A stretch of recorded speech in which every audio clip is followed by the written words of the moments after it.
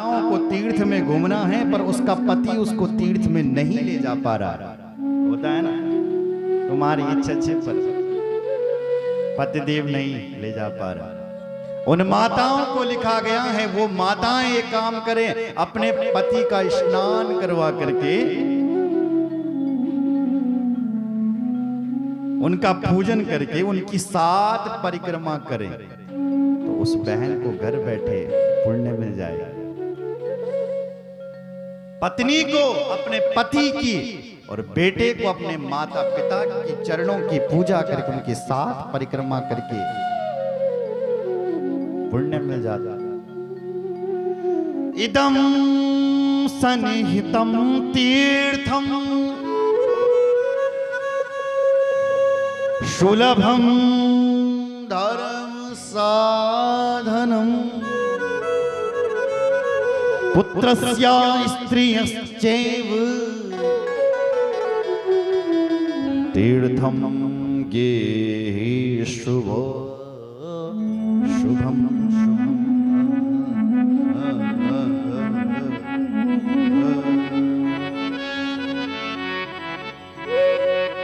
पुत्रस्य स्त्रियश्चैव, स्त्रियों को अपने पति की और पुत्र को अपने माँ बाप की 7 परिक्रमा करने पर समस्त तीर्थों का पुण्य मिल जाता है।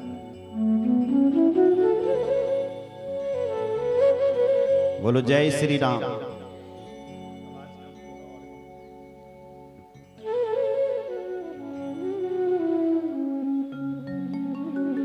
बोलो जय श्री राम। आपने सुना होगा, राम कथा सुनी आपने? राम कथा में अहिल्या का नाम सुना है। अहिल्या ब्रह्मा जी की बेटी थी और ब्रह्मा की वो बेटी इतनी सुंदर थी, इतनी सुंदर कि देवतुन बल कि मैं भी 3 डेढ़ वियोग कर दूं। ऋषियों ने कहा मैं भी करूंगा। सारे लोग खड़े हो गए, एक स्वर में कहने लगे हमें दो हमें दो। ब्रह्मा जी की खोपड़ी खराब हो गई, किसको दूं, क्या करूं? मैं कह रहा था पुराने जमाने प्रतियोगिता होती थी, तो ब्रह्मा ने भी वही कहा है, रुको, मेरी बेटी अहिल्या से वही विवाह करेगा जो समस्त तीर्थों की परिक्रमा करके आएगा। उसी से बड़े बड़े देवताओं ने सुना तो सब भागे तीर्थों की परिक्रमा करने के लिए, भाग पड़। लेकिन गौतम ऋषि पढ़ा लिखा था, शास्त्रों का ज्ञाता था। वो ऋषि गौतम आया, उसने सोचा क्या करूं, क्यों कहा होगा ब्रह्मा ने? तो गौतम ऋषि के यहाँ गाय थी, तो उस गाय का उसी समय बछड़ा होने वाला था और बछड़े का, वो गाय माता बछड़े को जन्म दे रही थी, ब्याह रही थी गाय। तो गाय का जो बछड़ा है उसका मुख बाहर आ गया था। गौतम जी दौड़ करके गया और उसने गाय की 7 परिक्रमा कर दी। जब गाय माता किसी बछड़े को जन्म दे रही हो, उस समय यदि गाय की 7 परिक्रमा हो जाए तो लिखा है उसको समस्त तीर्थों का पुण्य एक साथ मिल जाता है। दौड़ करके गया, 7 परिक्रमा की ओर खड़ा हो गया ब्रह्मा के सामने और कहा कि मैंने ऐसा पढ़ा है महाराज कि जो लोग ब्याती हुई गाय की परिक्रमा करते उनको समस्त तीर्थों का पुण्य मिल जाता है। ब्रह्मा ने कहा तथास्तु, अब तुझसे ही मैं अपनी बेटी का ब्याह कराऊंगा। ब्रह्मा ने उस अहिल्या का ब्याह गौतम ऋषि से तुरंत करवा दिया। बोलो जय श्री राम। और नजर तो सबकी रही कि हमें मिलनी चाहिए, पर फिर भी इंद्र बड़ा तेज था, उसने फिर भी अपना काम यही किया। बोलो जय श्री राम। उसका फलस्वरूप आप जानते हैं कि गौतम ऋषि ने श्राप भी दे दिया।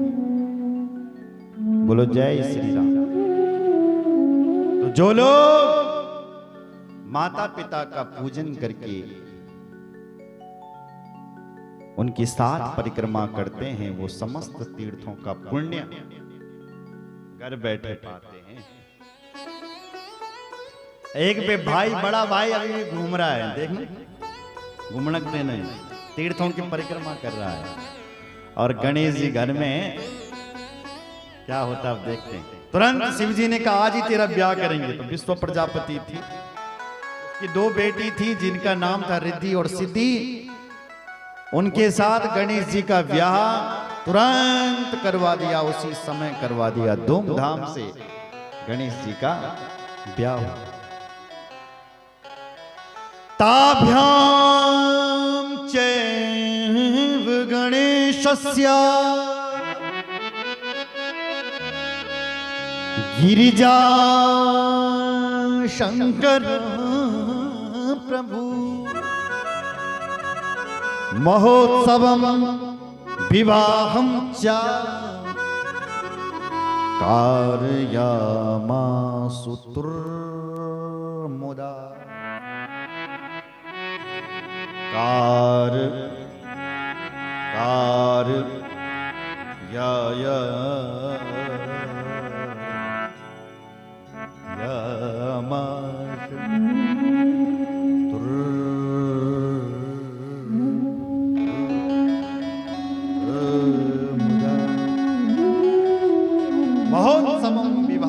या गणेश जी का धूमधाम से विवाह महोत्सव मनाया गया। जय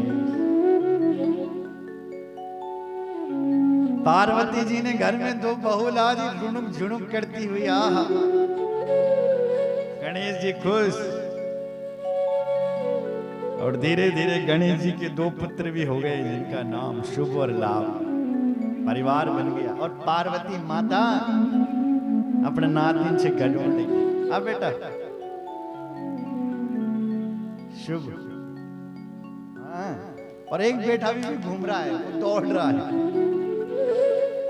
तीर्थ मां घूमने लगी। कहा बलरामेश्वर, कहा बेटन रास्ता। नारद जी को दया आ गई। नारद जी चले गए और उस कार्तिकेय के पास प्रकट हो गए। दया आ गई। आकाश मार्ग से दौड़ रहा था कार्तिकेय, प्रकट हो गए नारद जी। नारद जी ने पूछा, है बेटा कहां जा रहा है? तो कार्तिकेय कहता है, नारद जी प्रणाम, मैं इस आकाश का पता लगाने के लिए जा रहा हूं। नारद जी कहां तक है आकाश? बोले कैन बेल रही थे अनकोर। तो बोले मेरा बाबा बेल में थे। अच्छा क्या बोला? बोले इस आकाश का पता लगा करके आ जा। नारद जी मूर्ख, जिंदगी भर भी घूमता रहेगा तब भी नहीं बता सकता कि कहां तक है आकाश। जिंदगी भर। बोले मेरे पिताजी ने क्यों कहा? बोले तेरे पिताजी ने गणेश का विवाह करवाना था इसलिए कहा। गणेश का ब्याह? बोले हाँ, तुझे कुछ नहीं पता, तेरे बाप ने गणेश का विवाह करवा दिया, उसकी 2 पत्नी भी ला दी और नाती से गलोड़ लगी तेरी माँ जी।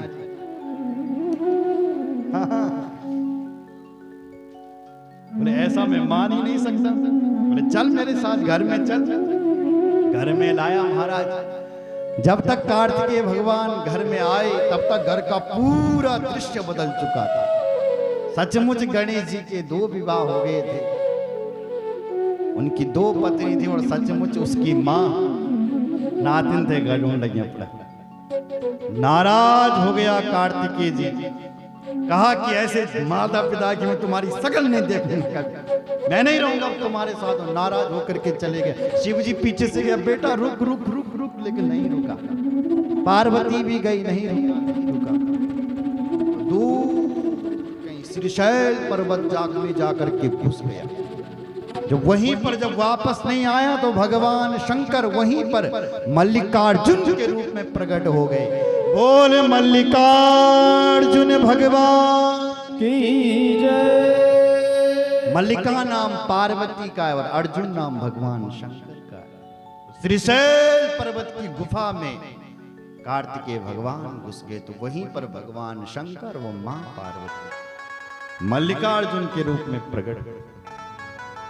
कहते हैं आज भी अमावस्या के दिन शंकर जी वहां साक्षात दिखाई देते हैं और पूर्णिमा को मां पार्वती अपने बेटे को नित्य मनाती है। बेटा मान जाना बेटा, फिर भी नहीं मान। अमावस्या दिन शुभ स्वयं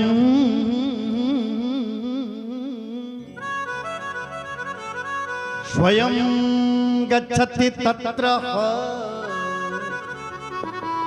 पुण्यमासी दिने तत्र पार्वती गच्छति ध्रुवम्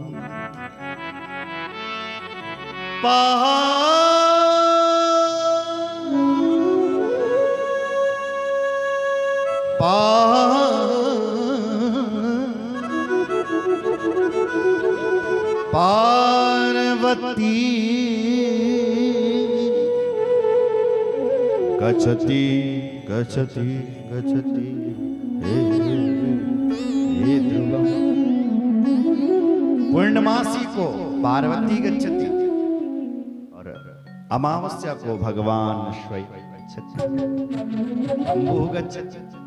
स्वयं शंभु भगवान अपने पुत्र को मनाने के लिए अमावस्या की रात को जाते और उस पूर्णिमासी को मां पार्वती जाती।